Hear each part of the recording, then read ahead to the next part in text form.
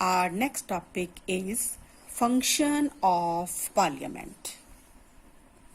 There are so many functions of parliament like making laws, discussing the budget, overseeing the executive functioning and removing high official. Let's discuss one by one. First of all, making law. We know very well that parliament is a supreme law making body. ये वो संस्था है जो हमारे लिए कानून बनाती है. It may law on the subject mentioned in the union list like defense, foreign relation, railway, etc. कोई भी कानून बनने से पहले एक बिल होता है, यानी कि a proposal for a new law or amend old one is called bill. Bill जो है वो 3 तरह के होते हैं: ordinary bill, money bill and constitutional amendment bills. Money bill जो हैं वो सीधे लोकसभा में ही शुरू होते हैं और लोकसभा में ही उनका खात्मा हो जाता है, यानी कि वो मनी बिल जो हैं स्टार्ट भी लोकसभा में होते हैं और खत्म भी लोकसभा में ही होते हैं. ऑर्डिनरी बिल जो हैं वो दोनों हाउस यानी कि लोकसभा और राज्यसभा किसी एक में शुरू किए जा सकते हैं. एंड कॉन्स्टिट्यूशनल अमेंडमेंट बिल भी पार्लियामेंट के दोनों सदनों में से, दोनों हाउसेस में किसी एक हाउस में स्टार्ट किए जा सकते हैं. कोई भी बिल जब कानून बनता है तो उसको 3 स्टेजेस में से गुजरना पड़ता है या उसकी 3 रीडिंग होती हैं: first reading, second reading and third reading. First reading में इसके सिर्फ मेन पर्पस जो हैं इसके डिस्कस किए जाते हैं. सेकंड रीडिंग में इसको इस बिल के डिटेल टू डिटेल यानी कि इसके हर पार्ट को सारे मेंबर्स जो हैं डिटेल टू डिटेल इसका एक एक पार्ट लेके इसको टोटली डिस्कस किया जाता है. अगर बिल में कोई चेंज करना है तो उसके लिए भी इस रीडिंग में उनको सजेशंस दिए जाते हैं. थर्ड रीडिंग में ये फाइनल रीडिंग होती है.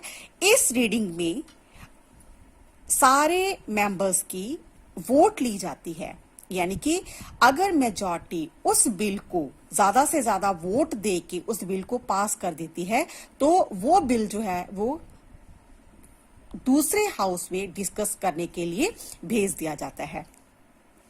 दूसरे हाउस में भी जब बिल जाता है तो इन्हीं 3 रीडिंग में से उसको गुजरना पड़ता है. अगर दूसरा जो हाउस है, दूसरा जो सदन है, कोई सजेशंस कोई देना चाहता है, कोई उसमें चेंज करना चाहता है तो वो पहले हाउस में चेंजेस और सजेशन के साथ भेजता है. अगर वो कोई चेंज नहीं करना चाहता, कोई सजेशंस नहीं देना चाहता तो वो वापस वैसी ही हालत में उसको उस बिल को पहले हाउस में भेज देता है अपनी मेजॉरिटी के साथ. उसके बाद जब दोनों हाउस उस बिल को मेजॉरिटी के साथ पास कर देते हैं तो वो बिल जाता है हमारे प्रेसिडेंट के पास. अगर प्रेसिडेंट चाहे तो कोई सजेशन दे सकते हैं, कोई चेंज जो है उसमें करना है तो दोबारा अगर वो प्रेसिडेंट चाहते हैं कि इसमें कोई चेंज करना है, कोई सजेशन जो है तो वो बिल दोबारा जाता है हाउस के पास. अगर प्रेसिडेंट को कोई सजेशन नहीं देना, कोई चेंज जो है वो नहीं करना चाहते तो वो सीधा जो है अपने साइन कर देते हैं और जो एक छोटा सा बिल था वो एक बड़े कानून का जो है वो रूप ले लेता है.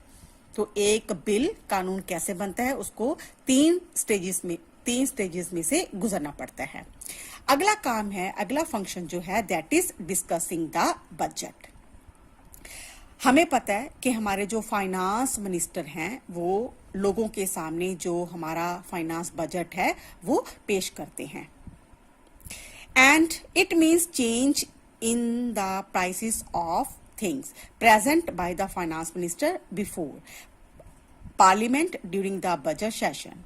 It is an estimate of the government income and expenditure.